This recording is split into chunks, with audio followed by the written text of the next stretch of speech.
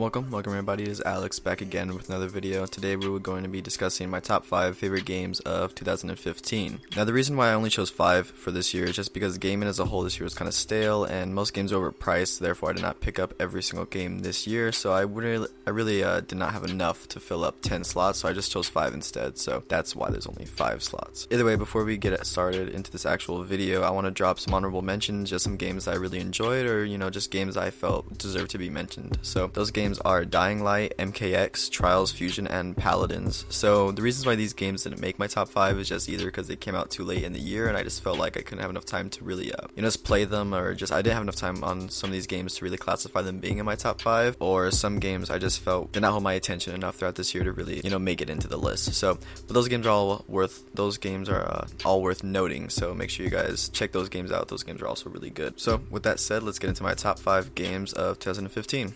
So number 5 is Fallout 4. Now, first of all, I originally was not going to put this game on my list at all just because of the horrible optimization on PC. However, I would be lying if I said I did not have any fun with this game. Gameplay wise, the game is great. It has really good action and it has really good first person gameplay. However, the gameplay itself as far as an RPG is where the game really starts to fall apart. The game's graphics aren't crazy either, and the story is kind of lackluster as well. But to me, it's surprisingly fun in some parts of the story as well as some parts in certain missions, so that goes ahead and brings it to life a little bit for me. Now the game is crammed with content. I mean, there's tons of missions, there's tons of hours to put into this game. I just felt like the overall gameplay as far as the RPG aspects really kind of put the game down, as well as the really bad optimization for PC. So if you do pick this game up, pick it up on console and kind of set your expectations low, being that a lot of people had the expectations high, being that the game was in development for so long. So make sure you go ahead and don't approach this game with unrealistic expectations, and I feel like you could be impressed with what it has to offer. Coming at number 4 is more of a low-key game that kind of went under the radar for most people at least, and this game dropped in January, I think, if I'm correct, and that is Citizens of Earth. Now this game does a lot right. It has a really unique graphics style and it pays homage to some of the old classic games while still being original and enjoyable. I honestly played this game for hours on end in single playthroughs. So it was one of the few games I could play for almost the whole day. It was really fun. I mostly played this game on my PS Vita, however I did manage to clock in a few hours on my PS4. I had a lot of fun with the tactical gameplay in this game, similar to that of Pokemon, as well as the overall goofy personality and dialogue within the game. This game gets a ton right, and it does it in a great art style along with a really smooth gameplay. If you have a PS Vita that's collecting dust right now due to the lack of games coming out this year, definitely try out Citizens of Earth. It was really overlooked at the beginning of the year, and I really feel like if you guys haven't picked it up, definitely try it. It's one of the few games that offers kind of a Pokemon play style that's really enjoyable. So Citizens of Earth at number 4.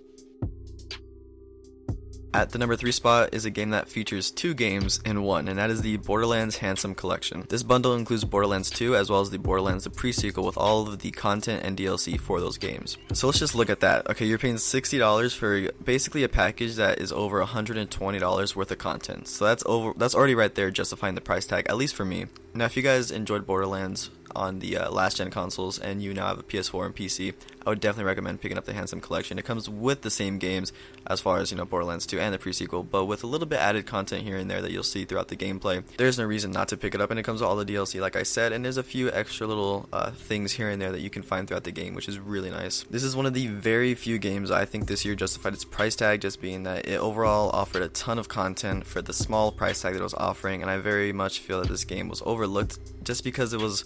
A lot of people see these collections or bundles as just, repackaging old games, which that's kind of true to an extent, but you're repackaging 2 really massive games for the price of half of what's coming. So it's just, I don't know, I think the game itself was overlooked, like I said, but definitely pick it up if you guys can, especially if it's on sale. Number 2 is a game that you guys might not be surprised that it was able to get on my list, but that is Grand Theft Auto 5 on PC.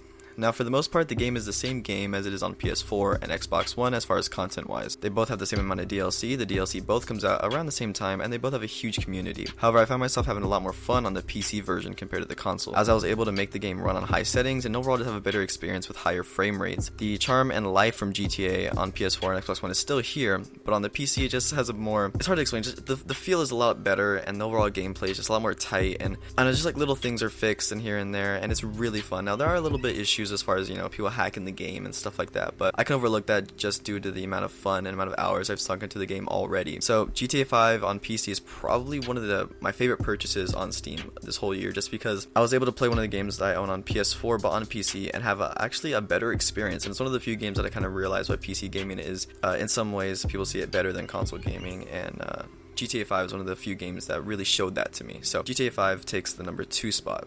Finally, my number 1 spot is Black Ops 3. Now, before you guys go nuts, just know I will admit I am a Call of Duty fanboy. I buy every Call of Duty, and that's just because it's the designated first-person shooter. You know, it's the first-person shooter, I think. And now the reason why it's Black Ops specifically for me is just the zombies aspect in it is something I really find attractive about the game. The multiplayer experience is really phenomenal this year. It's done well. I wouldn't say it's done perfect or anything, but I think it's really done more just, you know, analyzed and put together more than last year's previous Call of Duty. So is the game perfect? No, but it's one of my favorite games this year. It's one of the games that I've sunk the most time into, and therefore it's probably it's my number 1. So what am I even saying? Yeah, it is my number 1 game. Black Ops 3 is my number 1 game. I will be doing gameplays and stuff for all these games if you guys want. If you guys want more in-depth reviews on each of these games, I'll definitely be willing to do so. Leave your thoughts in the comments on what your favorite game is, or, you know, if you had to, you know, make your own top 5 or even top 10 list, what would they be? And if I missed anything, or if I missed any really hot games this year, definitely let me know. I know I did miss some, like Undertale was really good. I didn't get into the Overwatch beta, so there's a handful of games I just wasn't able to experience this year, but please understand that this is my personal top 5 list, and I might not agree with yours. So with that said, I'm out.